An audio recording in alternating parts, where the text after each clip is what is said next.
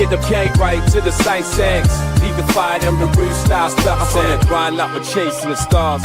For more to do, finally we've come so far. Talk about legends, yeah, we know the score. Ronnie and Bobby, we remember you more. From the highs of the Wembley fight to losing our trousers, still we ignite. Red and white with the pride, we're never gonna bow. Fighting like middlemen, hear the roar now. We're middlemen, we stand up tall.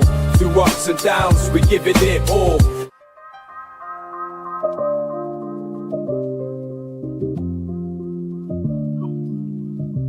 For more to do.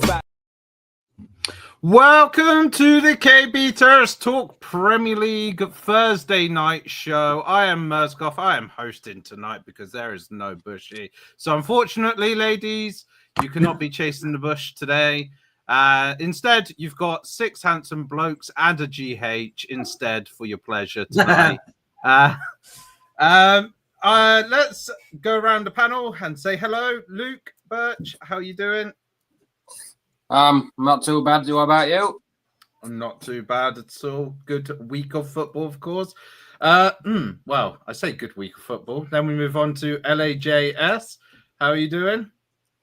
Yeah, doing good. I try not to think about it too much these days. You know, I'm even repping a different kind of jersey. It's going that well.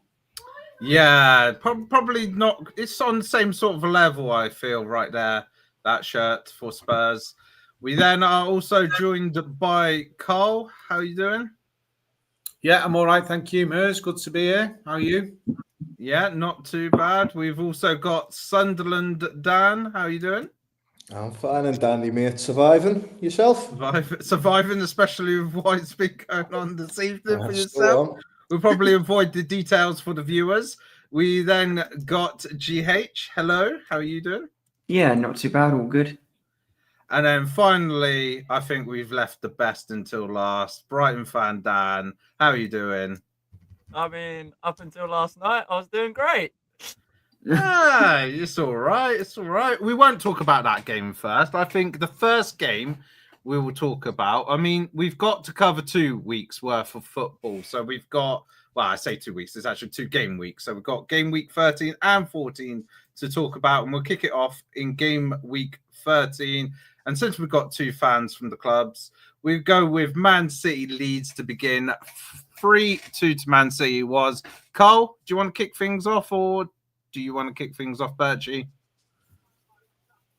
I don't mind. Carl can kick it off if he wants. I mean, yeah, I'll kick it off. I think we scored quickly, first minute. Added a second goal, looked in complete command. I expected us to go on, score 4, 5, 6. And I think we got complacent. Leeds played very well in the second half. We still had loads of chances to win, but Leeds showed heart, grit, determination, got back in the game. And I did have a little bet on 85 minutes for City to go on and win. And they did. I was confident we would get the win, but it wasn't the easy victory I was expecting and predicted. So fair play to Leeds. And you know what? I've watched Leeds quite a lot, and I watched in that game and I thought if they play like this going forward, we've got nothing to worry about. They'll be safe. And lo and behold, they took that into the next match and absolutely bossed Chelsea, who some people were writing on as potential title contenders, which I don't think that. I said at the start of the season they're going to be too erratic. But yeah, all credit to Leeds. I thought they covered themselves well. They played decent. I'd have felt a bit aggrieved if we didn't come away with 3 points, but we made hard work of it, and Leeds played a lot better than I thought they would. So that's my general take. Over to you, Luke. Yeah, well, similar sort of thing. First half, you should have been 6 or 7 up. It should have been game over by half time. We were poor first half. You were great. Second half, he switched his formation. First time he tried it, and I thought it worked second half. But it was a lot better team. More decent. We Yeah. gave a good game after that. Good. It took Phil Foden a bit of special to win it for you. But before the game, I was expecting to get battered. So before the game, I thought, we're going to lose anyway. But at the end of the game, I was disappointed we actually lost because of how we played that second half and we got back in. So, but it happens. Do you know what as well? Team. I think as well, I don't know if you agree with this, because that is almost a fixture most teams in the Premier League expect to lose away at City at the Etihad. It almost gave you the freedom to just go out and have a go without any expectation. And because you're 2-0 down quite early on, you're not expected to win anyway. It's almost like the manager said at our time, listen, lads, just go and enjoy yourself. Don't worry what the result is. And because he gave you that freedom, for the second half, you looked as though you were just enjoying the football. And then that's almost give you the confidence then to take that into the following game at Chelsea, because it looked like that second half, you've just carried that into the Chelsea game. Yeah, I agree with you completely there. Yeah, like I said, freedom were there. They had no to lose. They were 2-0 down. If we got to beat 3 or 4, we got to beat 3 or 4. So he had no to lose. He changed it up. Players went out playing. They showed a bit of character, a bit of heart, and it almost paid off. But said you likes of Phil Foden, chance at edge of box, he's going to score. So it were. What score did it end up Chelsea last night? Was it 3-1? 3-1 in the end, yeah. I mean, if someone says to you, you're going to play Chelsea and City in the next 2 games and score 6 goals, you'd take that, wouldn't you? Oh, yeah, definitely. Oh, you didn't score. It was 5, wasn't it? Sorry. 5. 5, yeah. 5. I mean... Well, yeah. I went offside against Chelsea last night and also 6. Well, I think you were expecting a little bit more controversial chat on that one, weren't you, Merce? No, not necessarily. I think also the thing that we got to take back near the beginning of the season, especially with Bushy joking about like Leeds not being able to score goals, and you've managed to score 5 against 2 of the big 6 teams, so pretty decent going overall. And you're playing another one in game week 15 with Liverpool, which is quite a string of games, isn't it? Playing those 3 back to back to back. But hey, if you collect anything from them, which you have done, that's pretty decent, really. And going back to last week's episode and talking about like potential sackings, and Fark, obviously, a lot of people were saying, obviously, he'll probably be the first one to go. Is your stance on that changed a little bit? No, he's still got to go. I mean, tactics haven't been there. It's not all. I mean, everyone's saying about 49. The 49ers didn't give us a chance with signings and stuff, which I agree with. But Fark's tactics have been a lot of problems in all those games. It's not like, we have got some decent players. We've got some ability, so he has got the capacity to do it, and he's not doing that. So, I mean, he had these next 2 games, Chelsea and Liverpool, to save him. And it's a far thing to do to go win them both. That's the problem. And then after that, end up losing about 6 in a row. So, but if he gets a win against Liverpool, does that start to change your opinion?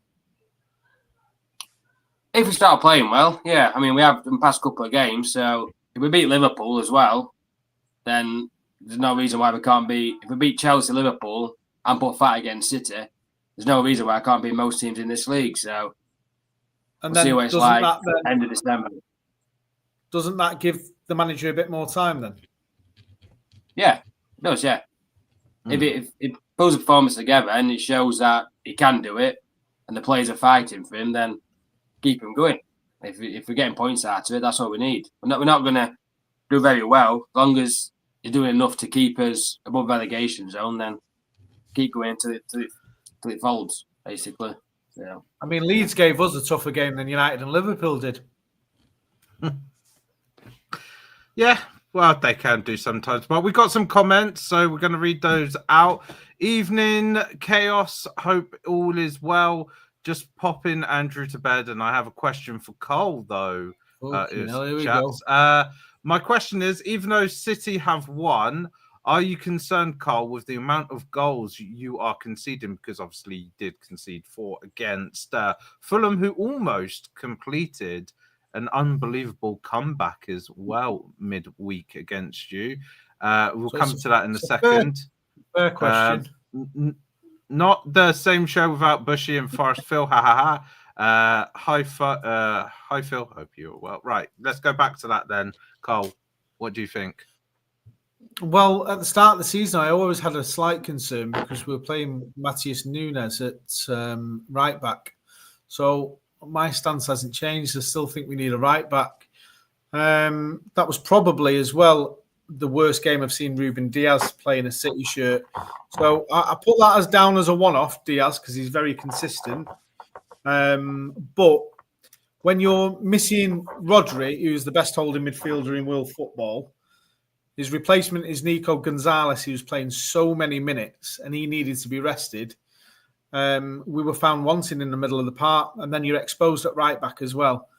It's too many holes to plug, and I expect us to go and buy a right back in January. I don't know who that will be or who will be available. Obviously, the prime players who you want to buy, most of them you won't get in January. But the other factor is as well, Pep sides are notorious for not starting as fast. So I expect us to look a little bit more slick after Christmas in January. That's when we normally go on a run. So I'm not overly concerned. Yeah, I am a little bit concerned, but not overly. We'll get form back in January, hopefully buy a right back and go from there. It's hard to criticise Pep and City after the trophies that they've won. So, yeah, that's my stance on it.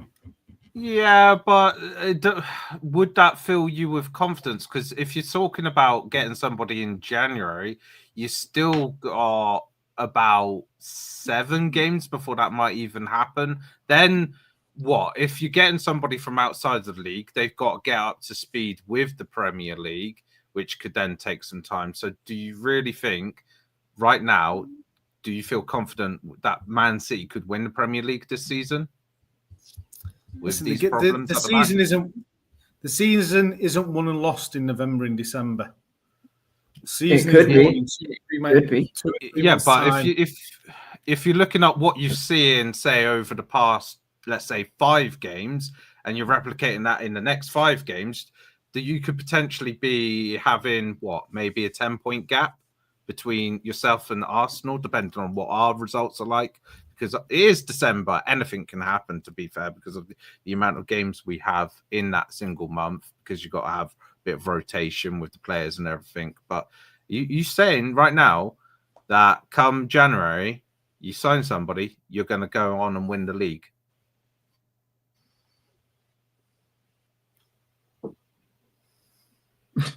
So we picked Arsenal up when you were 8 points in front. I'm delayed. I said we picked Arsenal up when you were 8 points in front of the league. Yeah. We're the league's top scorers. And what are we? 5 points behind Arsenal. And Arsenal is supposed to be the best team in the league, which they are. We're only 5 points off you. We need to stay in touch. You're not scoring a lot of goals. Your defence is head and shoulders above the rest. But I'd be more concerned about Arsenal's scoring power than City's defensive frailties. No team is perfect in the league. Interesting that you say that when we've scored 5 goals less than you, which is still pretty good scoring record. You've just hit the facts on the head there. 5 goals less, not 5 goals more. It's only 5 goals. That's one game. That's the Fulham game. That's one game's worth of goals difference, basically. That's all that is. Right. So you're saying those 5 goals that you scored against Fulham make you head and shoulder, like in terms of goal scoring, better than Arsenal? Listen, Merge, you asked me a question, I give you the answer. Yeah. I told you we need a right back. So do you want me to answer the questions, or are you just going to interrupt me every time? Go on, answer. So no, I'm not concerned. We're only 5 points off you, and you're supposed to be the all singing, all dancing thing. Yeah, you bottled the league how many times? You had an 8-point lead. We still picked you up. You bottled the We've lead only bottled twice. it once. We've bottled it once. We've bottled it once. No. Everyone goes on and we bottle it every season. We bottled it once. We bottled it 2 years ago when we had that big lead. And we bottled from the last 2 bottled months. it 2 years. 2 seasons ago, we did not bottle it. We did not bottle it. You were supposed to win it last year as well. No, we did. Liverpool were in the first place virtually all season. So how did we bottle it when Liverpool won it? Like, how can you bottle something when we were first in the league?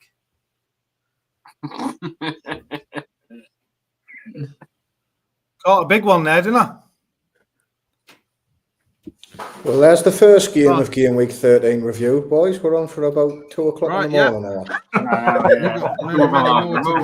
Right, yeah. Well, we covered about 3 games there because we also spoke about Chelsea game with Leeds and Fulham there. So we can move away and we'll go on to Sunderland games, which was against Liverpool and against Bournemouth. Yep. So we'll start with you, Dan, since that's 2 games, and then we'll come to GH. I'll do it in chronological order. So Bournemouth was a strange game. I thought we played really well the first 20 minutes, but somehow through our right back slipping over and the 40-yard screamer, we were all of a sudden 2-0 down and felt a little bit hard done to from that, but we're a difficult team to beat, especially at home. And you know, I think anytime you're 2-0 down in the Premier League, if you walk away with 3 points, you've got to be happy with that. I don't think it was an example of one individual performance. I thought it was a brilliant team performance. It's really good to see Brobby come off a bench. You know, you pay 20 million for a striker.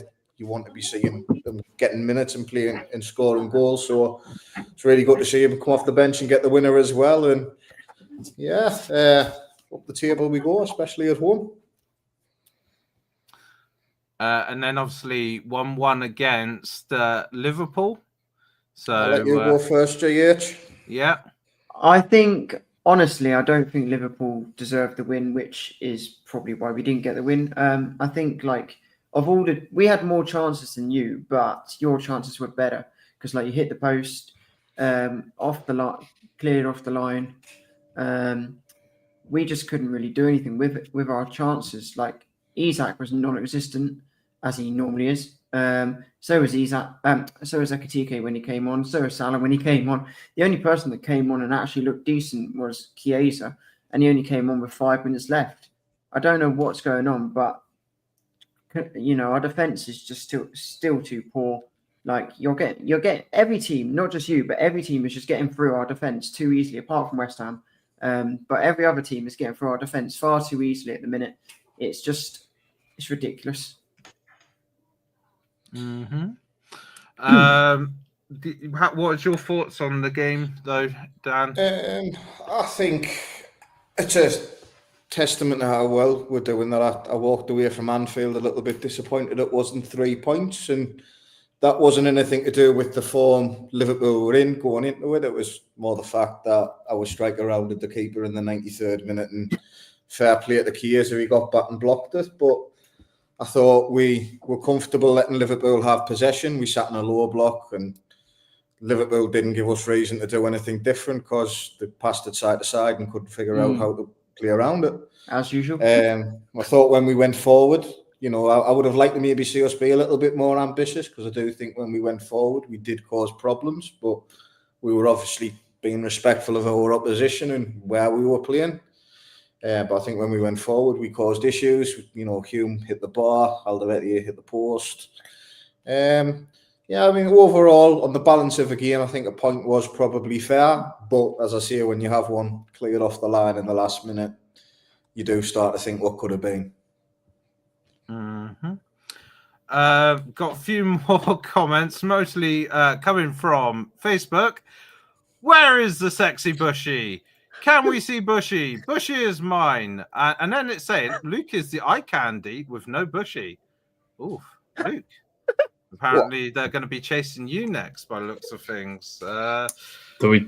Yeah, I'm sorry, ladies. There is no Bushy. He has gone to the Man United game tonight, which is still currently. Well, that's what he 1-0. told us. He might be in Mablethorpe for all we know. I No, might no, be commenting on this, asking where Bushy is under fake profiles, pretending to be women. We don't know. Yeah, it could be him live from the game. All right, Bushy, enjoy the football. But GH, in regards to Slot, he's done kind of one of the things that you've wanted, which is benching Salah. Are you happy with that? Kind of, because it prepares us a little bit for AFCON when he's gone. Plus, the fact that he's been so terrible at the minute, he needed to be dropped anyway. The problem I've got is he's not playing Chiesa, and he's come out and said that Chiesa's one of the favourites to take his spot over AFCON.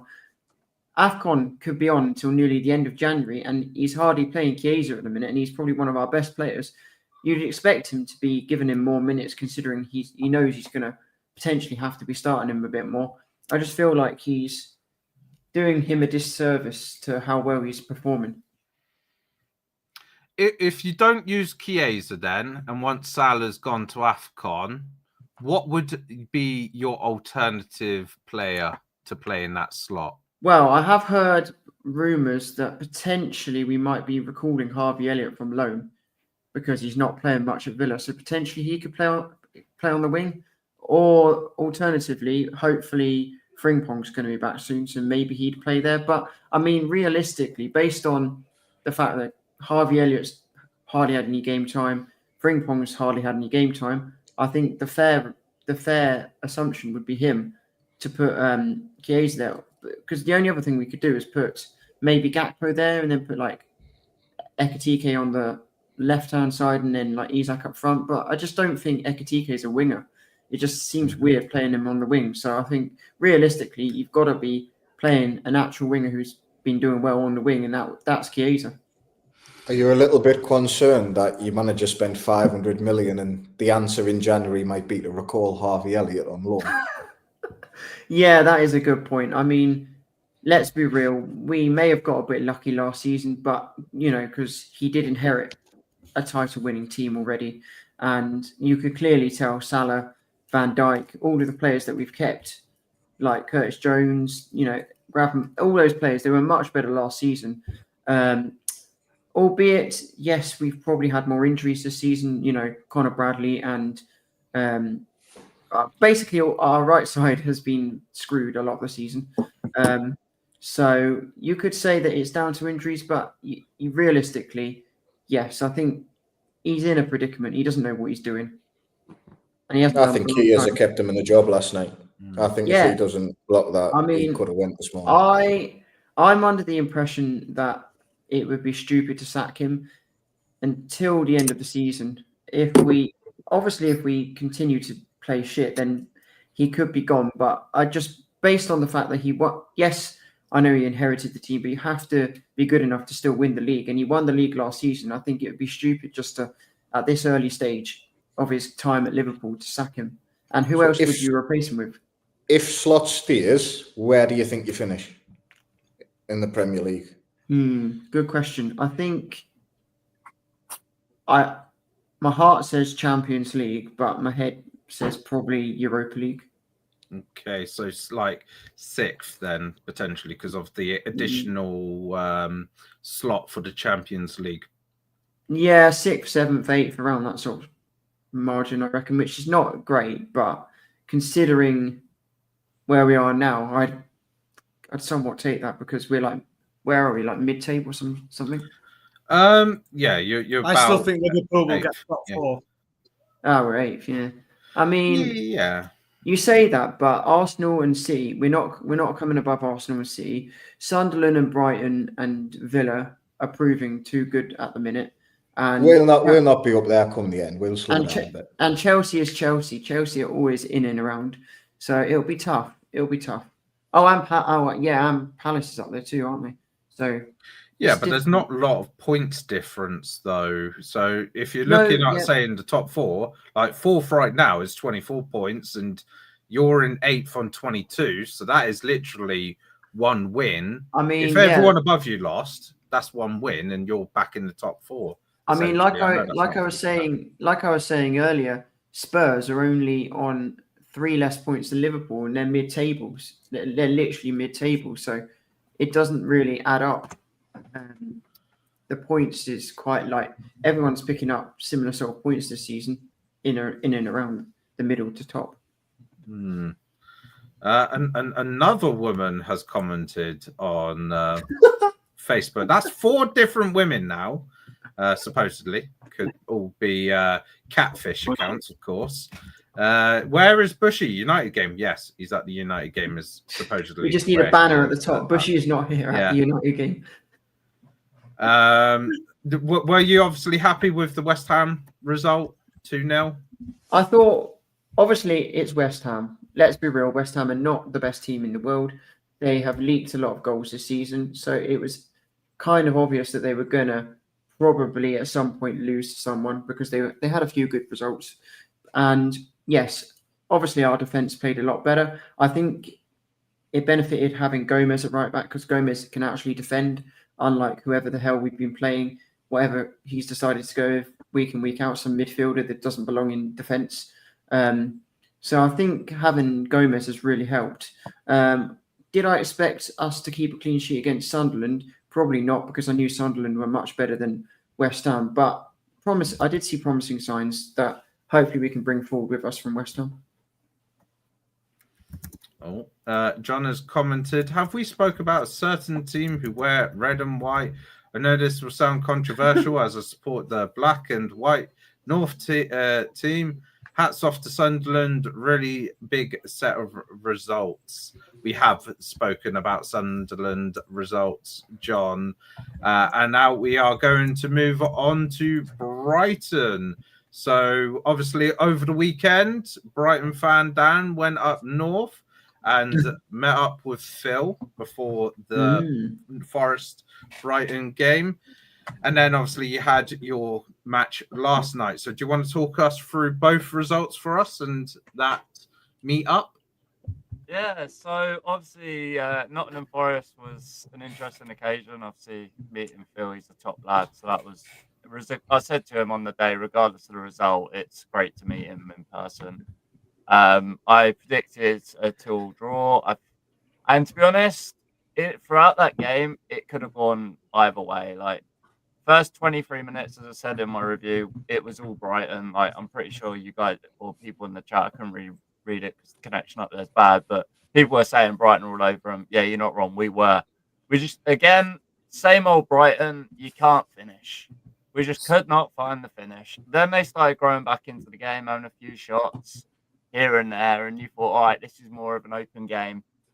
But just before half time, we get I think it's a free kick. Obviously, it happened at the other end, so I couldn't really see it. But basically, the ball comes across. Danny Welbeck does a dummy run, taking the defender away, and the Kuiper's there to smash it past Sales to give us the lead before half time. So going into the half at 1-0 up, you're thinking, okay, this is a good game. We're doing well. Then they bring on their substitutions. And I've said this to Phil, and I've said it in my review. Why they don't start Amari Hutchinson, I don't understand. Because the minute he came on, he caused us so many problems. It didn't matter where he was playing, he caused us problems. He is quick. He has got ball control. He was whipping balls into the box that were perfect. Like, they just lacked someone that could actually finish. For me, as I said, like, they were missing Chris Wood. If they had Chris Wood, we had no chance because he would have got on the end of all those crosses. The second goal was a bit of a strange one that we scored. Gruder's gone through, been brought down. The referee, I still to this day can't tell if he's pointing to the spot or playing advantage. Either way, we're all screaming at the ref for the pen, and all of a sudden Simas has gone and put it in the back of the net and made it 2-0. But yeah, overall, I felt like throughout that game we were the better team, and I feel like it's a fair result. I feel like Forest could have scored, but they just lacked someone that could actually put the ball in the net, a bit like we do at times. But yeah, no, I really enjoyed that game, and I'm really happy. But obviously, we're never going to ever be let down of the 7-0 that happened last season, seeing as they wanted to constantly remind us of that. So I started a chant of my own, and it trended. So, you know, can't complain about that. Yeah, and then so leaving there on a high, you're like, right, we've got Villa next, and as Brighton fans, we know. I don't like the term, but it's true. Villa are a massive bogey team for us. Like we never seem to do well against them. And fun fact: in our unbeaten run at the Amex, whether we've drawn or won, they were the last team that beat us in April. So going back then, when they beat us, they were the last team to beat us. We've been unbeaten at the Amex, turned it into a fortress. And you go into that game and you're thinking, "Oh God, it's Villa." They didn't turn up in that first 25 minutes. When we went 2-0 up, we were cruising. They didn't show us anything. All of a sudden, I don't know whether Herzler was like, right, lads, we're 2-0 up, let's chill. We just crumbled. And I don't mean like, okay, that there was a slip up at the back. No one seemed to be able to play a pass. Half the players were kicking the ball off the pitch. Like, it was as if they thought the game was in the 90th minute and that was it. We needed to kick the ball off the time waste or whatever. Anyways, I said it, and I know like most people know anyways, Watkins, he's always been a thorn in our side. He scores against us every time he plays us, whether it's from the penalty spot, whether it's open play, he always scores. I don't know what was going on with the marking, but we left him so much space for both the goals, and he's made it 2-2. Half time at 2-2, I was like, right, it's not a loss. We're okay. What's really frustrating is the fact that they scored 4 goals without a single response from us. Like, we didn't react. We didn't look like we was up for the fight. We only looked up for the fight towards like the last 6-7 minutes when Van Hecker obviously scores one of the best goals I've seen a centre-back score for a while to get it to 4-3. But yeah, ultimately, fair play. Their fans, phenomenal as always. Loudest fans we always have at the Amex by country mile. Like, I couldn't think of a louder fan base that we have down there. But yeah, unfortunately for us, it hurts because you were 2-0 up and it just wasn't meant to be. So yeah, once again, they beat us at the Amex and ended our unbeaten streak. Yeah, I'll have a question for you, but we will quickly catch up with the comments as there's quite a lot. Also, Spurs Luke, I hope I never see Romero again doing some overhead kick goal off his shin. Lol. Seagulls threw away 2-0 lead quicker than people throwing their chips away when chased at the seaside by the Seagulls. Amari is my boy. Had a drop off and come back on just in time for Dan's bang on review. Forrest fell asleep, simple as. And then he's going to remind you about the 7-0. I'll tell you who isn't, Phil. Anderson. He's shy. Didn't do well in FPL, obviously. No, he ain't, John. You wait 120 million. That man all day. Going to have to come up with some way to exchange him from FPL World. That means you're going to have to do some kind of challenge against Phil then, John, if you want to take him out.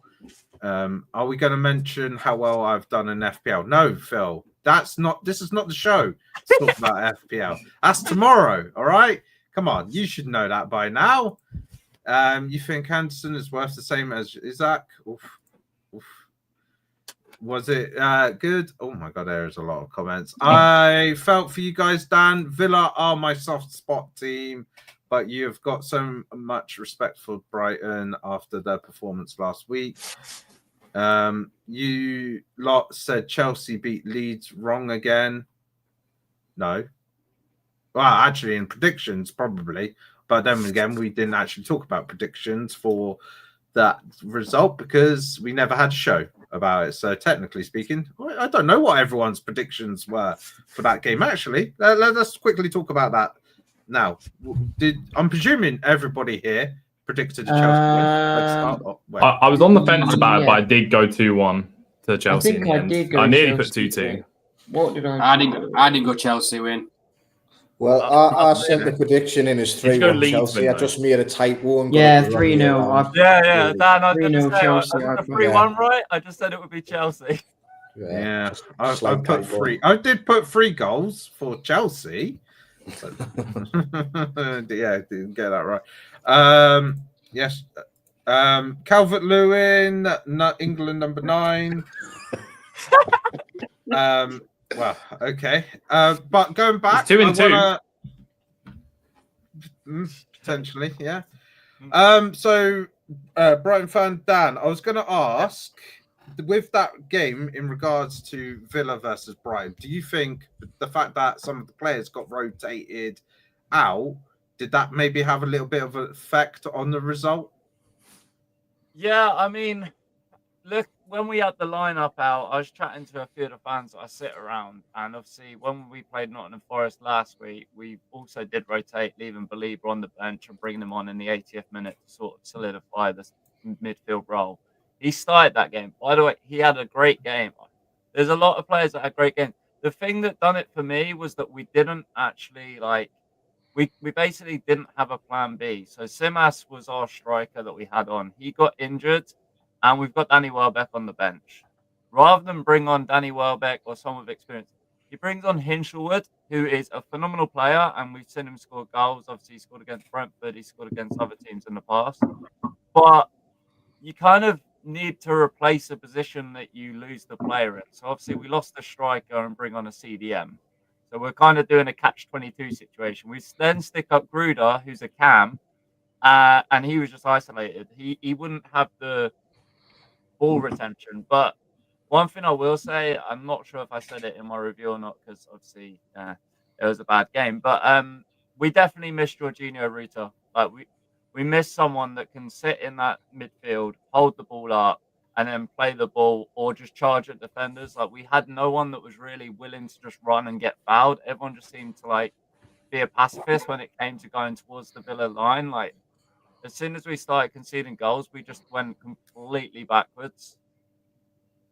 So yeah, I'd say the rotation didn't help, but part of me is also thinking it's difficult. Like I don't know about other teams, but obviously you're playing a midweek game, then you got a game on a Sunday at the weekend, so you want to rest players for the not more crucial games, because that was a 2-pointer between Champions League places last night. So it was a big game, but maybe he's looking towards the fact that we got West Ham and he doesn't want to risk injuries. I don't know. As I say, I'm not the manager. I can only predict why he rotated how he did, but it backfired. Yeah. More comments. Lining it up, Mers, for you to plug the Friday FPL. I'll plug that. Don't you worry. At the end, that'll be plugged. No problem at all. Phil said he also went for a Chelsea win. John says, I'm selling Langer to anyone who wants him. He's shite, rather Almiron back. That is quite a big statement, considering that you didn't even like Almiron. So, okay, John, how much are you willing to pay? So we're not going to pay Newcastle. Newcastle got to pay a club. Who are you paying to take him off your hands then? Put that in the comments and we'll come back to that. Calvert-Lewin got more goals than Mo Salah. Ooh. Is that true? You're comparing a striker to a winger. Yeah, good one. A striker should have more goals than a winger. He was the top scorer last season. Yeah. Shouldn't he have a lot of goals this season as well, Salah? Isn't he like the best in the world? He was the best in the world, yeah. Oh, not so much there you go, John. For Phil taking back up Forest. I backed Toon. Yeah, John is now back in Toon, I think, every single game after Phil called him out for not backing his own team in football matches and results. GH, why is Liverpool so shit at the moment? I wish I knew the answer. I do probably know the answer. Our defence. We're leaking too many goals. Bushy is in chat. Ahmad is tearing West Ham apart. Well, where's the goals then? He's not tearing them apart. I've got the game on and I can't see much. If he was tearing them apart that much, shouldn't there be some goals, Bushy? Doesn't seem to match up with what I'm thinking tearing apart is. And then we will now go to Spurs, Luke, who will now talk about Spurs versus Fulham and Spurs versus Newcastle. So I'm gonna just tell a story of how my Saturday night went. It was a mate's birthday, so I was given that dilemma of the Spurs game's on at 8, and mate's birthday going to be at the pub that sort of time. And I thought, please just don't let the game be on. I don't want to have to watch this inevitable car wreck that is Spurs at home at the moment. So go to Brixton, and lo and behold, we not only go to a pub that's got the game on, it's got it full on beer garden. We got the freaking projector and screen. Every place has got a TV. I can't avoid it. So I see that car wreck of going 2-0 down in 5 minutes.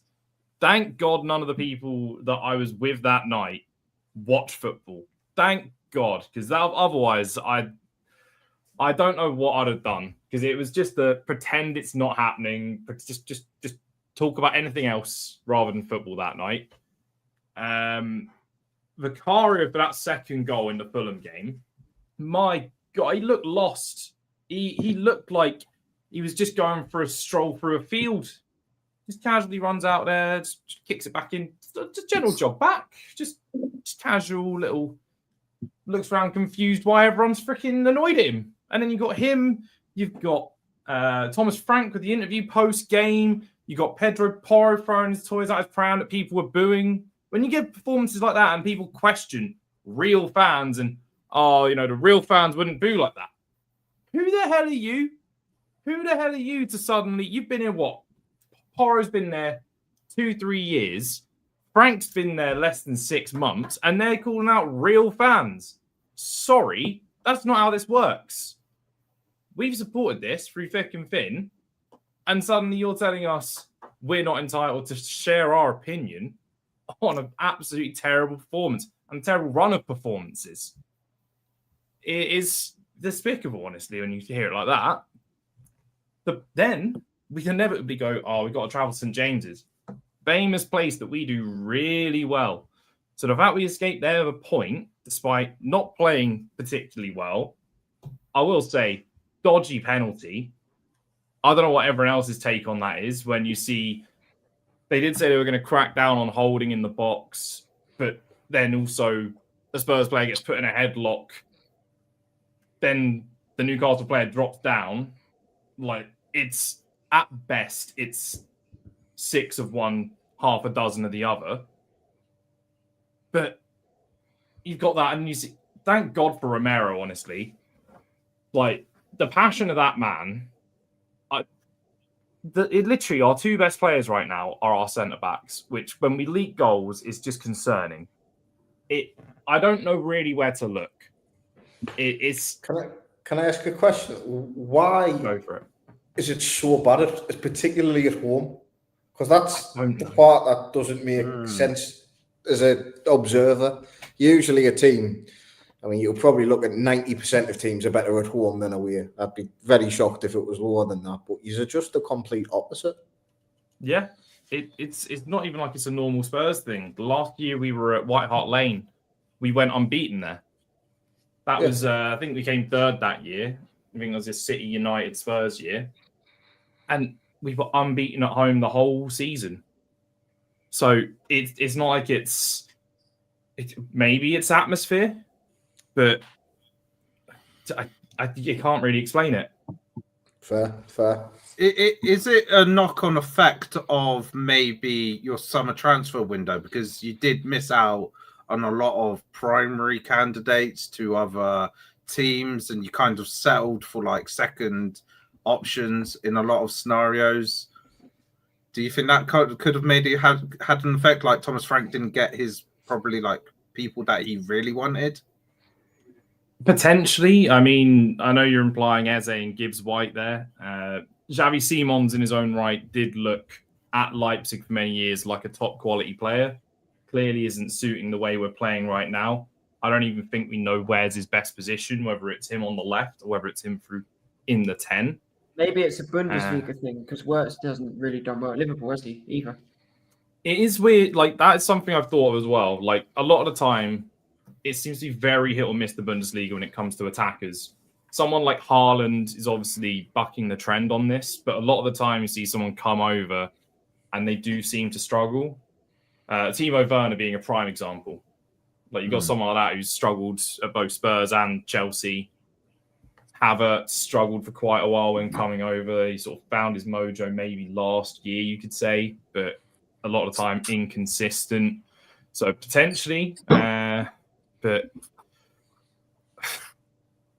I don't know how much you can put that down to recruitment. A lot of the time, a lot of these things are individual errors. Some of them are coaching errors, I'd say. Because if you look at some of the goals in the Arsenal game, people were just chasing shadows, didn't know what they were doing. Like, it literally, there was some of the ones that just dropped in the box. You got 4 people scrambling over from one position. There was no structure. Like, it was just try and throw your body across as best you can, but it was just seemed aimless almost. Let's catch up with some more of the comments. Where's your lawyer, Spursy? From Phil. Obviously, didn't want to. You have your lawyer statement this week. Obviously, saving that for another week. Can't afford to pay those costs each and every week. It's quite an expensive charge out rate. So got to pick and choose. John, Spurs versus Toon, nothing to talk about. Next, Spursy, is Frank up for the chop? I would probably say yes. I would say he's up there in terms of the chop with, I believe, if what I believe I saw the other day about the true Spurs fans stuff with the booing, etc., that is when I started to call that into question. You started off the season a bit shaky, started off well enough. Now getting found out a little bit, like tactics aren't looking like they're working. And then, if you're calling out the fans, like that's suddenly looking a lot worse. So I would say definitely up there for a probably top 3 under pressure manager right now. Yeah, I mean, if you're talking about Slot being kind of a manager under pressure, then I guess obviously Thomas Frank has to be in that sort of vein because results are kind of similar on that level as Liverpool. Probably not quite as bad because they've had a lot more losses, I would say. Then we've also got John saying, can we discuss why the fuck Watermelon is playing deeper than Ramsdale? It's so pathetic. I mean, John, I don't know what we can say to that. That's your manager is telling him to do that. Maybe you should get on the phone to Eddie and ask him to play him a bit more up front next to the defenders, and he may maybe bang in some goals. I'm hoping he will in game week 15 for FPL purposes. Well, actually not in my team. In terms of the advice I'm giving, I think Fark is safe for now. Frank and Slots under the cosh. Probably. I think both of them probably got until at least after January. Like, they probably got the January transfer window to try and fix things and then go from there, probably. Because I think a lot of clubs nowadays are probably trying to trust the process a little bit more, especially the big clubs. I mean, look at Amorim at Man United. That's the prime example right now. Like, consideration to be sacked, but they're sticking by their guy, and who knows, it could end up paying off. And I think you've got to show a little bit of patience probably with the big clubs. You probably mostly would agree, I would imagine. I think stuff like that. Managers available as well. I mean, I think end of the season, it wouldn't surprise us if people were sniffing around. You like see your Oliver Glasner, your Iriolas, but I don't see them leaving halfway through a season. So I think making moves like that, I think clubs are more likely to do it in the summer. I think clubs are a lot more accepting to write a season off. I mean, to be fair, in the Slot instance, although he's having a stinker this year, he does have a Premier League medal in the bank as well, which, although they are truly having a stinker this season, that does. It's not easy to win a Premier League, whether it was his team or not. He still has achieved something there. So I think Slot's definitely got a big credit. I think Franks is on a little bit of a tightrope just when you start to go to war with the fans publicly. It's doesn't usually end well, so he needs to repair that relationship quickly, would be my view. See, the thing is, you've got though, if you get, like I say, give them both January, try and sort something out, and it doesn't work out, you got to think that you have a new manager coming in summer, and then players who've signed, they're going to be actually probably not going to want any of them. So the club going to throw money that sense to buy players, I might not work out and get rid of anyway. So it's a big mission anyway. But do they buy players in January to keep, like in Spurs' instance, if they buy players, they might keep them up or something, because they're not definitely safe at the moment. I'm not trying to be mean. That hurts. No, I know, but that's physically painful to hear. Talk of the signing people to stay up. It's like, no, I can't go that well. It nearly did last year. We finished 17th last year. That's what I'm saying. Stuff like that. Anything can happen. Anything can happen. You were very lucky there were 3 terrible teams in the Premier League last year. And you're very lucky that there's at least one definitely gone already this year. One, maybe 2. Yeah. Appreciate all the comments that are coming in, but there's quite a lot, so we won't be able to cover all of them because we are almost approaching an hour into this, and want to wrap through a lot more other things because we've still got predictions and the Mount Rushmore. I know Carl's not here, but we will still do that in his absence. Just going to touch on a couple more games and then move on to predictions. So obviously myself as an Arsenal fan, I'll just briefly cover both games for Arsenal. So obviously we had Chelsea over the weekend, which is 1-1, red card for Caicedo. I personally think, it might be a harsh red, but it's definitely a red nonetheless. Going in, could have ended up injuring Mikel Merino because obviously it's right at that joint as well on the ankle. And also the ball had gone away. It was definitely a red. At that point as well. Yeah. Chelsea were the better team before that, in my opinion. Arsenal just weren't kind of the usual Arsenal that I've seen so far this season in that game, especially. It was very stop-starty. There was a lot of fouls, which really did affect the tempo of the game. And I think when it went down to 10 men, the fact that it was very stop-starty stopped Arsenal from trying to really get a grasp of the game and take control and go for that win. Obviously, we got a draw. I'm happy with that because then it just means another point. It would have been nice to get a win, but I don't think if we did win it, we would have deserved it. I think the draw was probably a fair result for what it is. And those going, we should have been a 10-man Chelsea. I'd like to remind Chelsea fans when Arsenal were 10 men a couple of years ago and we finished 2-2. You can beat a 10-man Arsenal.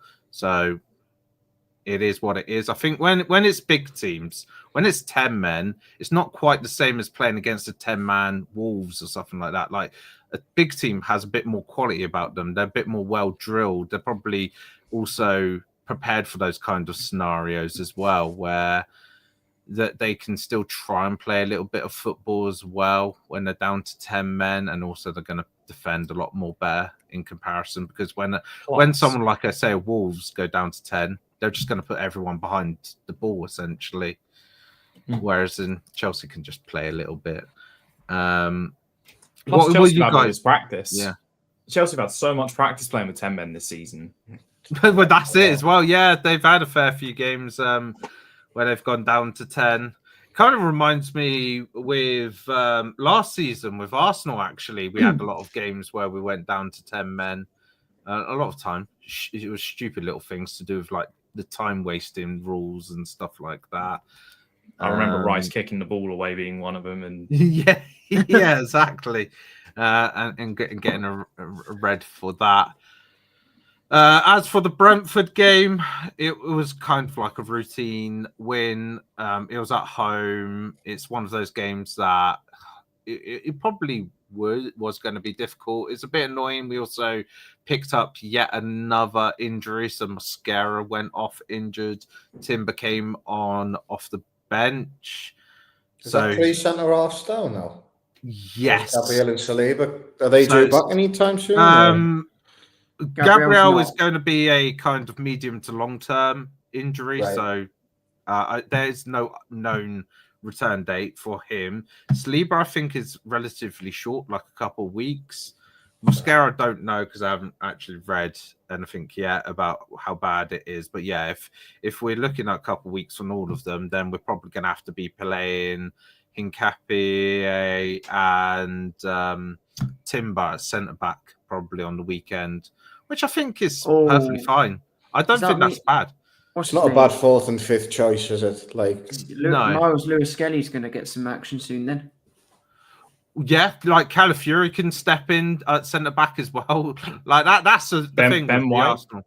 Ben White as well, because he used to play centre back for Brighton a bit as well. So yeah, like a lot of our players know how to play centre back. So it's not really that much of a problem. I don't think I'm worried too much. I know, like this weekend, Aston Villa are a little bit of one of our bogey teams because Emery just seems to know how to get a win against Arsenal, probably because of the fact that he used to be at the club, so he knows the club a little bit inside out. We're going to catch up with a few more of the comments. Happy with a 10-man draw, huh? That's a disappointing result. No, not necessarily. Like I said, like Chelsea were the better team, John. Like if they were 11 men, I think Arsenal would have lost the game. So the fact that they didn't have 11 men and went on and win the game and instead went down to 10 men and drew instead, I think I'd rather take a point rather than nothing in that scenario. Oh, here we go. A couple of years ago, here we go again, dusting off the history books about the league, not 20 years ago. Well, it's more just, John, in reference to what some of the Chelsea fans were saying like this week, but hey, I know you're doing it to try and wind me up, but I'm the type of person who's just going to make a comment anyway.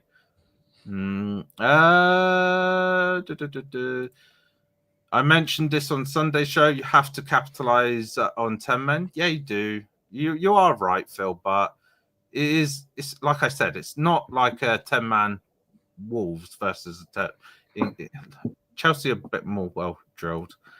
When Arsenal don't win the league and bottle again, it's because you can't win against 10 man.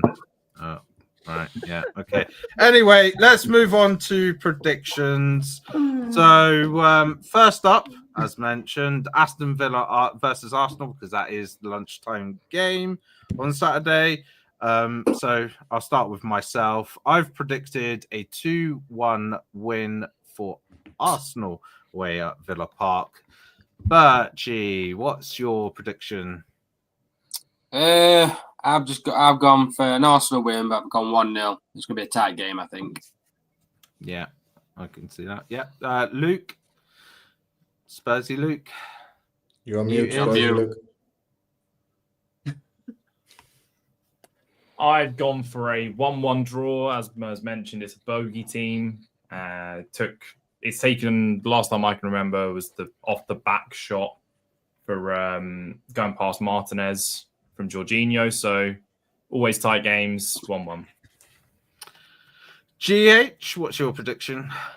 Now then, don't hate me, but 2-1 Villa. Okay. Sunderland, Dan? I think 1-1. Villa are in fine form. Arsenal's defence is looking slightly depleted, so I think it'll be a draw.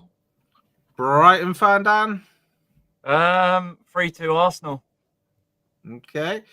In the comments, we've got 3-1 Arsenal. Then we've got Phil saying 2-1 Villa. Sorry, Mers. And then Turbo saying if it's harder to play against 10 men, then teams should just put out 10 men. I'm not saying it's harder to play against 10 men. I'm talking about a 10-men Chelsea is harder than a 10-men Wolves.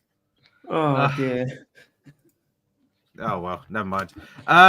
So a mixed bag of predictions there. We've got some wins for Arsenal, some wins for Villa, and some draws. So with the predictions table, I don't have the I don't even know what the table's looking like. It's been a fair few weeks since we've last seen the table. So that kind of result could mean some people creep up the table, some people like go me down with the Villa table. with Villa winning, I'll go right up. Yeah, all right, GH at the bottom, probably near the bottom of the table, aren't you, on the predictions? Moving into Bournemouth versus Chelsea. We're going to start with you, Birch. What are you saying?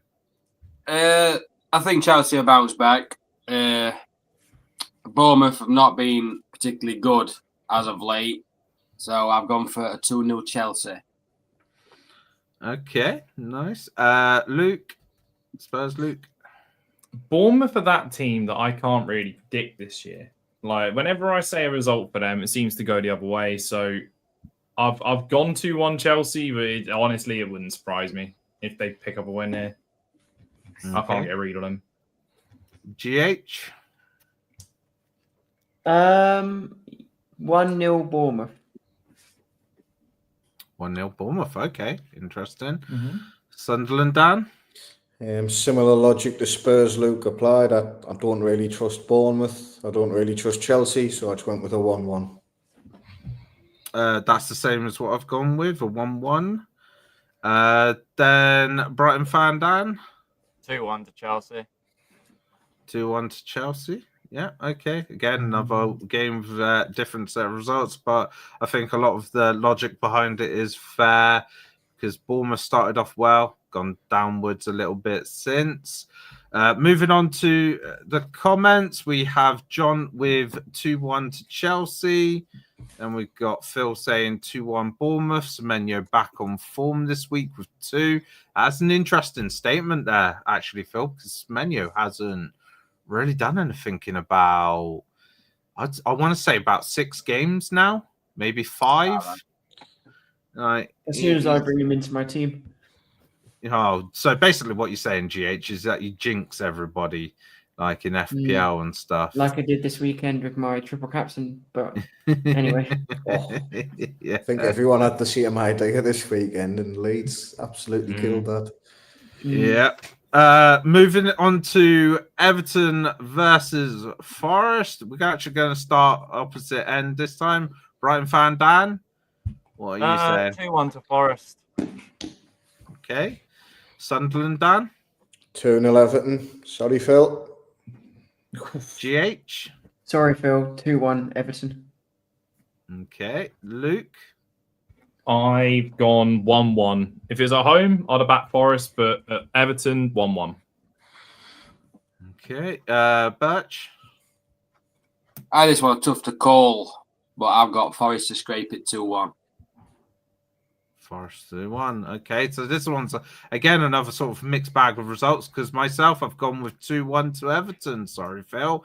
I feel like Everton at home. This could be a close one, but I think that home form can help them a little bit to edge the game.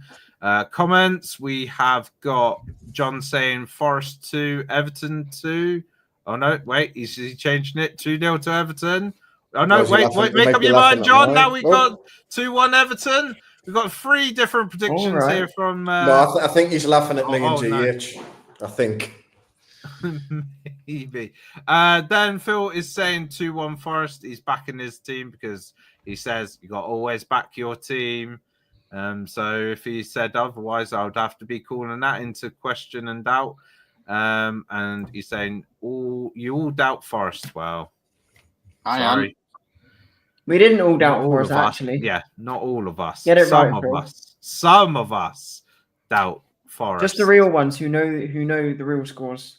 I'm not happy to be in the club with GH here, like. Is anyone? Yeah, he's like just like us, and I'm like, oh, that's me. Next up, we have City versus Sunderland. So we're going to start with you, Sunderland. Dan, what's your thoughts? City are vulnerable defensively, but very good going forwards. So I think Manchester City 2, Sunderland 3. Why not? Okay. Then we'll go with Brighton fan Dan. Interesting that you say that. I've gone with a 3-2 scoreline, but I've gone 3-2 to City. Okay. GH. 2-1 Sunderland. Come on. Well, Sunderland to win. Away from home as well, which is maybe a little bit bold there. Spurs, Luke. I've got this as a 3-1 win for City. As much as they're shaky, that's why Sunderland are going to get a goal, but they are also scoring a lot. Okay. Birch. I've got it a 2-2 draw. I mean, Man City leaking a few goals, and Sunderland are looking good going forward. So I think it'll be even Stevens 2-2. Yeah, I was kind of thinking the same thing, which is why I've gone with 2-2 myself. I think if City had shown a bit more defensive stability against Fulham, I might have gone with a different prediction. But the fact that Fulham showed that you could potentially come back into a game against City, I think means that, and with Sunderland's form, I think they could definitely do it. Moving onto the comments, we got Turbo saying Villa will win the league, in my opinion. What are you smoking? What are you smoking? Yeah. What year? Turbo. Is this one of your GH level takes right now? What year? Yeah. Cool. And Sunderland top 7 as well. Sunderland top 7 could happen. That's doing them a discredit. Top Villa 5. to win the league. I mean, I wish, but top half would be amazing. 10th or 9th, that would be unbelievable. Then John is saying 2-1 City. Phil saying 3-2 City. Sorry, Dan. Had to go against City at home. Oh, hard to go against City at home. Turbo, Villa will be top 5 and Sunderland top 10 from Phil. Moving into the next one, Newcastle versus Burnley. We'll start with you, Luke Birch. Newcastle looking quite good at the moment. I've gone 2-0 Newcastle. Okay. Spurs, Luke. Agreed. Newcastle really good at home. Burnley, don't rate them remotely. 3-0, comfortable. See you next week. That is what I've gone for myself. 3-0 to Newcastle. GH. 1-0 Newcastle. Okay, only 1-0. Interesting. Sunderland, Dan. 2-0 Newcastle. I think Burnley might start to join that group with Wolves, and the gap starts to open up a little bit over the next few weeks. Especially with Leeds and Forest playing a bit better now as well. Yeah. Brighton fan, Dan? Yeah, I've gone with a 2-0 Newcastle. I just can't see Burnley scoring in that game. Yeah, so pretty much a resounding agreement on Newcastle winning, and pretty much everybody except for GH thinking at least 2 goals going to be scored. Into the comments, we've got Phil saying a 2-0 win for Newcastle at home. John is also backing his team at home 2-0 as well. So that is a lot of 2-0s then in the predictions. So if it does, a lot of people get 5 points then. And Phil is congratulating John on backing his own team. We then move into Spurs versus Brentford. We're going to start with you, Spurs, Luke. Out of blind loyalty more than anything else, I'm putting them on. I'm being biased. It's going to be a 2-1 Spurs win. Do I have logic for this? No, we're awful at home. We're looking like we're in turmoil, but I'm backing it blindly. 2-1 against his old club. Yeah. I feel like that long pause at the start wasn't quite you blindly going to back it. I think there was a bit of hesitation at that point. I didn't have the glasses on then. You had to get them on to block it all out. Had to stall. 2-1 all day, baby. All right. Luke Birch, what were you saying? Yeah, I know Spurs have been quite poor at home, but I don't see much from Brentford. And with Frank coming up against them, I've gone for 3-1 Spurs. Okay. Comfortable win for Spurs. GH, what are you saying? I've also gone 3-1, but for Brentford, Igor Thiago hat-trick. Wow. Okay. Could happen. He is certainly scoring some goals. You heard it here first. GH, Mystic GH right there with the prediction of a Thiago hat-trick.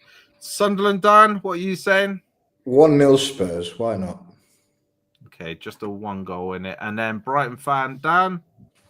I've gone for a draw with this one. 2-2 draw. Okay, and for myself, I've gone with a 2-1 win for Brentford. I feel like the way that Brentford play, they'll just try and exploit Spurs' weaknesses a little bit and nick a win. Into the comments, we have 2-1 to the Buzz and Bees. So John is agreeing with me. Then Phil was going in the opposite direction. 2-1 to Spurs all day long. Spurs are awful at home and away, but it's Brentford. I mean, technically speaking, not. I resent the away. Yeah, the away That's the only part reason is we're not in wrong. relegation zone. Damn it. I resent the away comment. Home's valid. Fair enough. I'll take that. Away, no. Back your team, LAJS. I Tut. What's he talking about?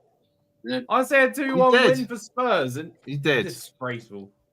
He did. Yeah, he did back his team. Come on, guys. Then we go into That's slander, John. yeah, we I'll go get them into lawyers out. Leeds versus Liverpool. We'll start with Luke Birch on this one. Well, we've been playing well past couple of games against two better teams than Liverpool.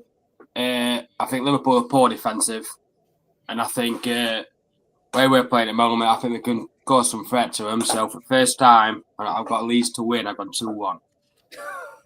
Yes, GH. What's your statement back to that? Liverpool are going to win, but it's not going to be comfortable. It's just going to be a 1-0 win. 1-0 win for Liverpool. Okay. Spurs, Luke? I've gone with the old-fashioned 2-1 to Liverpool. I can't trust Leeds enough yet. Good performances, but we will see. Sunderland, Dan? So I just want to announce to the viewers, I was in a little bit of a bad way when I'd done my predictions earlier. I was in a little bit of a rush. I went 2-1 Liverpool, but I actually don't agree with it now looking back at it. I think Leeds might get something from it, but I have to stand by what I predicted. I knew I could trust you. I'm not 100% confident in that. Okay, Brighton fan, Dan? This is another one of the games where I was like, Leeds are on form.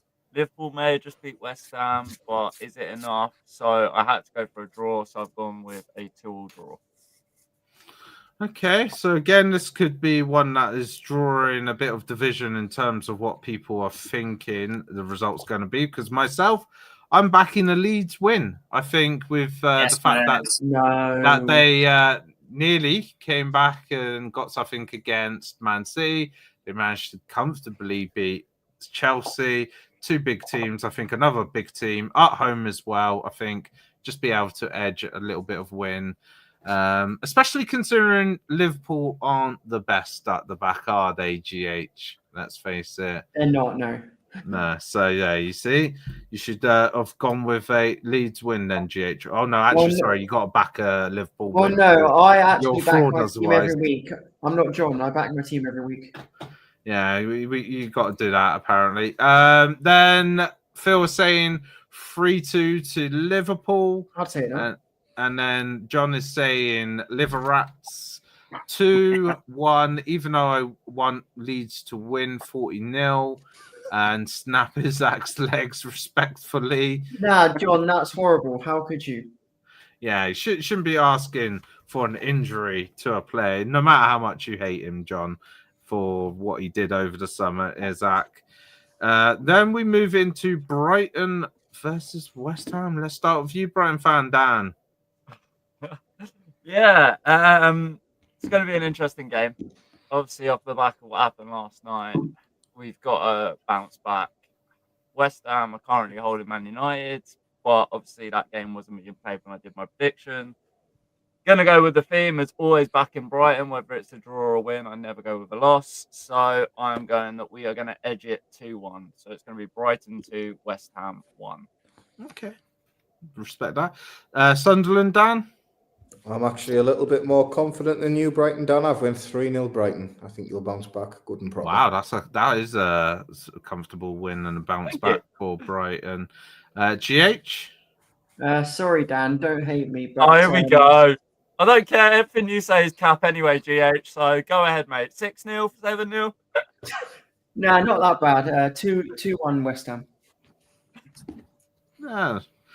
Well, Man United have just scored. So you just said it's 0-0. Now it's 1-0 to Man United. You jinxed it. Yeah.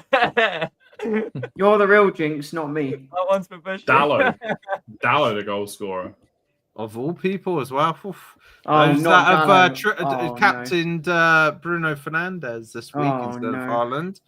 Unless, no, he didn't get the assists, or did he? No, he didn't. I don't know. It looked like it was a Casemiro assist. So, Spurs, Luke, what's your prediction?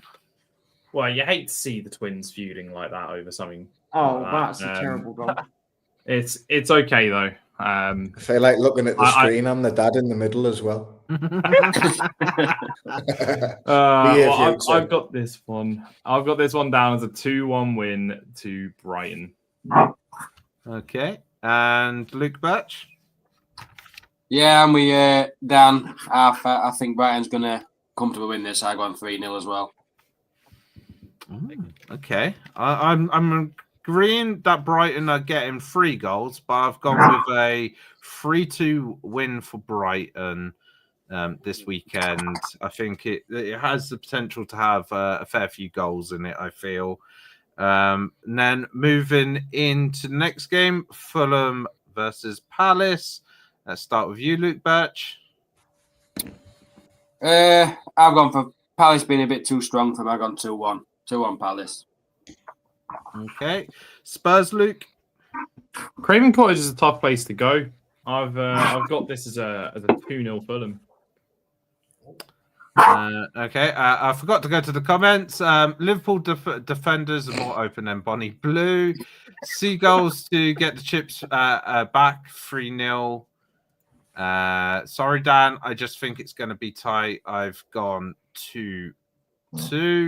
And then I look at that. Bushy comes into chat to obviously gloat about Man United scoring a goal. GH, what's your prediction for the Fulham Palace game?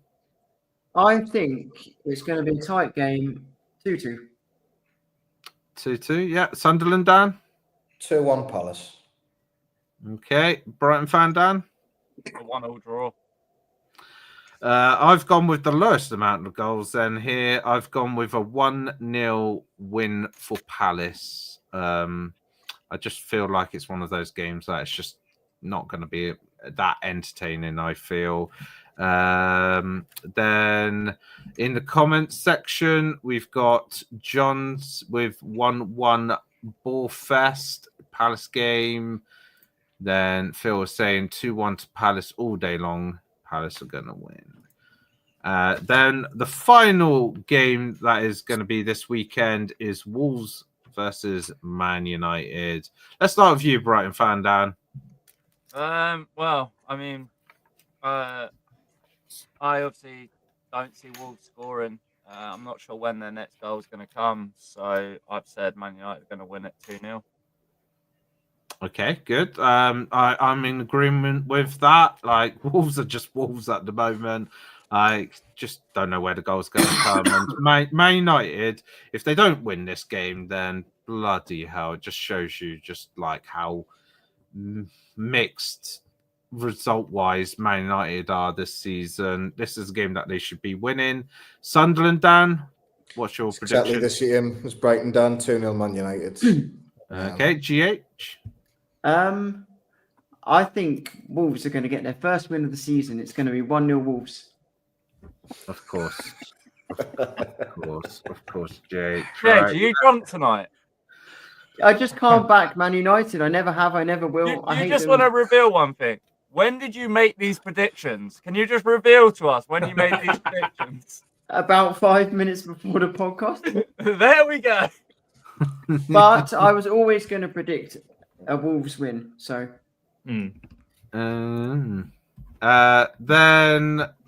next up, Spurs, Luke. So I'm in agreement with GH. What, with me? I have 1-0 Wolves exact score. Wow. You're usually logical as well. How's that? What is the thought process? Just I looked at how they struggled to score past a 10-man Everton side and think the Wolves are just going to try and play the whole time as if try and keep it scoreless. Maybe they'll get a lucky break and United would look clueless. Fair play. Okay. And finally, Luke Birch, what's your prediction? Yeah, another relegation battle in it.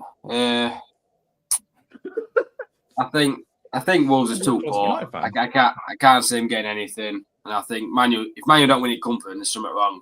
So I've gone 3-0 Man U. Okay, cool. That's a comfortable win for them. Finally, let's finish off with the comments predictions. So we have John saying 3-2 to Man United. So he's predicting Wolves to score two goals. That's definitely interesting right there. Of course, Bushy with the mad prediction, 10-0 win to United. Be interesting to know what your actual prediction for that game is, Bushy, because if you've actually predicted 10-0 and that happens, that is mental stuff. I might have to get some Man United players into FPL. God, please no, Mers. Don't do that to yourself. No, I don't want to. 3-1 to Man United from Phil. Actually, wait a sec. Was John actually thinking 3-1? Why is it? Are you thinking 3-1? Because you're saying. Oh, he likes to change his mind a bit tonight, doesn't he, John? Okay. You mistyped. It's 3-1. Okay, cool. Bushy thinks it's going to be 3-0 to United. Okay. That's more realistic, Bushy. Although I hope you don't get the 5 points for it. I want it to be 2-0 instead. Because we want to climb the table and claw back the points. Hopefully, maybe next week we'll get to see what the predictions table looks like, because I don't have it on hand. So we're now going to enter the final segment of today's show. Cole isn't here to pass it over to him, so we'll just go through the 6 of us in the comments for the Mount Rushmore. So each week we've been doing a Mount Rushmore of positions for all-time Premier League players. We've done goalkeepers and fullbacks. This week we are doing centre-backs. So we are picking 4 players to have played in Premier League that we think deserve to be on a Mount Rushmore. I'll save GH for last because we all know he's going to put in some crazy names in his Mount Rushmore. So where should I start? Who would probably have the most sound-minded Mount Rushmore? I think Spurs. Luke, let's start with you. I mean, I am the man that put Trent in at fullback last week, so let's not get too confident in sane mind here. My first one, I think, is if he's not on everyone's list, I'll be stunned, and that would be John Terry, full kit wanker himself. The leadership that man shows, it was the presence he had. I don't think you could not put him in there. I didn't want to put both United centre backs down, so I did have to make a choice between who I preferred out of Rio and Vidic. Personally, I think Vidic led Rio more. Rio had the recovery pace, better on the ball, but actual in terms of leadership, in terms of actual out and out defending, Vidic was the better defender. So I've gone for Vidic there. I've gone for the Rolls Royce of a defender in Ricardo Carvalho. Wasn't there particularly long, but was great centre-back partner to John Terry in the, still to this day, team that conceded the least amount of goals in a season. And then last, I've got another leader in Vincent Kompany. Where is your statue? Yeah, he probably does deserve one at City. He probably will eventually get one, I would imagine. If he. So yeah, quite a solid selection there. I think everyone will agree those are 4 outstanding defenders that have played in the Premier League. I think we'll now mix it up and go down to you, Sunderland, Dan, for your 4. Very similar, to be honest. So first one is John Terry. He was an integral part of that very famous 15-goal season. He scored a lot of goals for the centre-half as well. Whatever you think about him as a person on the pitch, he was a leader, he was passionate, and he gave you everything. One of the areas I have slightly disagreed with Spurs Luke on is I went Rio instead of Vidic. I just think Rio had a little bit more longevity, which was the reason I went with him on Mount Rushmore, although I'm not particularly offended that you went Vidic over Rio. I think it was really close, and I didn't want to have both in there, a bit like yourself. Vincent Kompany, he was the man that really lifted City. He has that iconic goal against Leicester City that pretty much won them the Premier League title. And my final one, you'll be happy about this, GH. I've went Virgil van Dijk. Although I do believe he is quite overrated by some Liverpool fans. He has definitely been the best centre-half in the world for a few seasons as well. I don't think he's there anymore. I think he's slowing down, but I've tried to pick a centre-half from teams that have all had a good era, and I think out of the Liverpool era, it could only be him. Okay, gonna go to a couple in the comment section. So Phil was saying his 4 is Sol Campbell, John Terry, Gary Paulista, and Tony Adams. Tony Adams was my honourable mention. I was really torn between him and Van Dijk. Carl's asking where is Carl is internet. I think it was he kept freezing or something like that. He was struggling to respond. McDonald's Wi-Fi failed on him tonight. Yeah, it was the McDonald's Wi-Fi yet again with Carl that made him disappear. Then we've got John saying, I speak on behalf of GH, Van Dijk, Gomez, Carragher, and Canate for... God, no, you can't put Canate in that list. From GH. And then... Doesn't deny the other 3. Bushy is saying, Stan was better than anyone. Company can't make me puss. Stan was hardly in the league, though. Yeah, that's true. He wasn't in long enough to make a Mount Rushmore for me. Yeah. So then we'll now go on to Luke Birch. Who are your 4? Pretty similar. John Terry talks for himself. You know, don't need a reason why. Let's be honest with John Terry. I've same with over Ferdinand and Vidic. I've gone with Luke. I've gone for Vidic too. The main reason is because Ferdinand left us for Man United, so that's not slipping past me. Can't let that one go. I've also gone for Kompany. I think what he did for Man City, I mean, he was part of the spine. He was the reason why they were so good while they were there. And my number 4, I've gone for Sol Campbell. I think what he did for Arsenal were incredible. I mean, Invincible, you could say. Part of Invincible, yeah. I mean, he was one of the reasons. It's their spine too. So, he was incredible defensive wise. So, I'm going to go for Sol Campbell number 4. Okay. Well, at the moment, then that's 3 people saying Terry and 3 people saying Vincent Kompany. So, kind of leading the way, those 2 in comparison to some of the other names. Brighton fan Dan, move on to you. Yeah, so I've gone off the cusp of I just couldn't not have both the Man United defenders. So I've gone with Vidic and Ferdinand, both respectively. Vidic, when I did watch the Premier League, obviously Brighton wasn't in it then, and you watch Man United, the amount of times his nose was bloody or he'd be in with a challenge that no one else would go in for, he put his body on the line for that Man United squad. So Vidic for me was one of the best players. But as they've already said about Ferdinand, if you need a player to track back, if you need that player that's going to cover someone that's already gone forward, Ferdinand was that player. He was a team player and really did help that Man United squad. Obviously, Terry, there's so many accolades for that person that you just can't not have Terry. And yeah, I also went with Vincent Kompany for exactly what Dan said. I believe it was about his goal against Leicester. For me, that helped them get that title, and it's one of the key moments. And as you say, where is his statue? He is iconic in City. So yeah, my four are Vidic, Terry, Ferdinand, and Kompany. So that's pretty much now a 4 out of 4 for Terry and Kompany.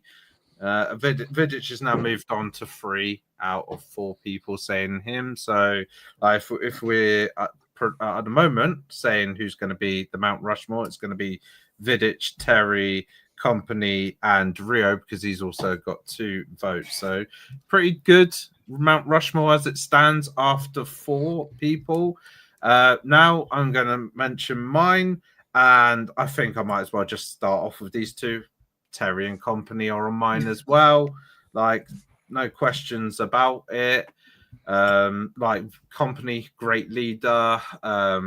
Probably is one of the predominant reasons why someone like Man City could go on and win so many trophies, because you need to have good leadership at a club to be able to lead players. Obviously, when results aren't necessarily going your way, he's that kind of person that will fight for the badge, fight for the club, and help overturn some results, even if he's not necessarily scoring the goals. To do that, he can help keep those clean sheets. Terry's kind of similar sort of things, as mentioned a few times. Obviously, part of that team that only conceded 15 goals.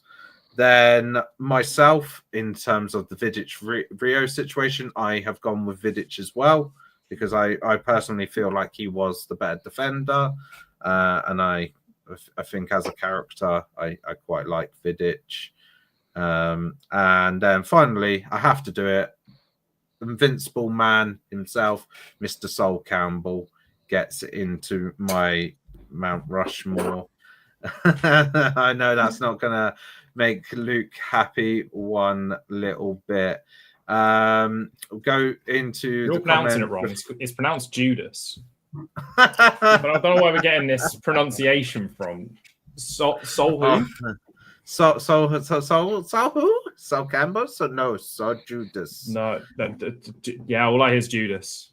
Oh, maybe my audio is bad. His first name. Okay. Then Bushy is saying John Terry was overrated. Oh man, what is he smoking? Huh. That is the GH Ferdinand, Vidic, Campbell. Ugh, Wow. I can't. I felt terrible. Ugh. Who would your What was 4 that be, word? Bushy?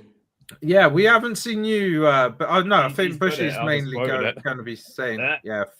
He's just going to say 4 Man United. I think he's going to He said- say Vidic. He's already said about Rio and Stam. He's going to say he's- Vidic and stuff, Rio. his second most recent Vidic, Rio, comment is- Stam, and probably Harry Oh, Maguire. there And we go. Judas. He said Judas as well. He said There you those go. 3 plus Oh, Judas. Sol Campbell, yeah. Yeah. Stam is not in there. John jokingly saying a honourable mention for Lascelles for Newcastle. Phil, Vidic is wank. Lost. I went Rio over Vidic, Phil. I mean, I wouldn't quite go that far, but I think Rio was better, personally. Oof. And he did say about honourable mention for Steve Bruce. Nah. I can't really recall watching him play, so Before my I time. can't really Before my comment time. on that sort Yeah, of thing. same. But he, yeah. And finally, go on NGH. So Name me for Liverpool. There we go. no. The best defender, the best centre back in world football of all time. Number 1, Virgil van Dijk. Oh, fuck off. World football. World football, Van Dijk is the best centre back of all time. Van Dijk's better than Maldini. Is that Of what all you're time. saying? Yeah. Beckenbauer. Yeah, There's a long list. Yeah, Rick. Anyway, GH, when did you start watching football? I don't know. 20 Few years ago. Like, Few years ago. probably around 2010. Yeah, explains it. Yeah. Next on my list, the second best footballer to ever play in the Prem in centre back, which is John Terry. Okay. You can't not put Terry in the list. He's too good. Same with Vincent Kompany. He's in my list. He's too good. That goal he scored against Leicester, it gives me nightmares because that's the game that officially put Liverpool out the league title race that year. It was a great goal as well, so fair play to him. Now, finally, the one name that you didn't all say, because you're probably going to think I'm biased for saying this, but he did play a ton of games in the Premier League. Jamie Carragher. But I get what you're He's saying. a spat at a child. I not think about Jamie games Carragher played. is underrated because he did play a lot of games. But are you telling me he's better than Rio Ferdinand, Sol Campbell, Vidic? If I had 10 names I could pick from, then they would be on the list. But unfortunately, I had to pick 4. So, Yes, so you're you're telling saying me he's you would have better than- Jamie Oh, yes. Carragher over Vidic, Ferdinand, just to make sure I fully understand. Only just like Carragher's here, Vidic and Rio are like here. So Vidic. it's time. Right. So okay. So they're better. He's better than Rio. And Yeah, he is actually. even only just. Yep. That's the end of our channel, folks. Yeah. And that's why you go last. Yes. That is 100%. I mean, I didn't situation. do a bushy and do that stupid comment he put. So You can't talk. You picked Kelleher as a top 4 keeper of all fucking time. oh yeah, I did. But Yeah. Yeah. Right. Well, I believe next week will be defensive midfielders for the Yes. Mount Rushmore. But to just quickly recap, essentially the 4 players that look like they'll be getting onto a Mount Rushmore, including some of the comment section votes as well. So we obviously got a resounding win for Terry and Company getting onto there. Then in well, you could call it second place, but it's technically third, would be Vidic. And then using some of the comment section, Sol Campbell, Mr. Judas himself, gets onto Mount Rushmore. So I'm happy with that one. Thank you very much. But that is going to be it for this week's extra long Premier League Thursday night stream. Thank you, everybody in the comment section, for watching. Obviously, a quick reminder of all the KB Terrace Talk content that you can find on the channel. So make sure to subscribe so you don't miss out on it. But tomorrow we'll have the FPL stream, which will also cover the previous 2 game weeks and also looking ahead to game week 15. Then on Sunday, we have the Sunday service show, which will be going through Premier League, Championship, League 1 and League 2 fixtures. Monday Night Millers on Monday. And then obviously again next Thursday for the Premier League show, which we will talk about the upcoming fixtures from the weekend and then predicting game week 16. But that is it from me. Thank you everybody on the panel for being on tonight's show as well. And we will see you in the next stream. Bye-bye, guys.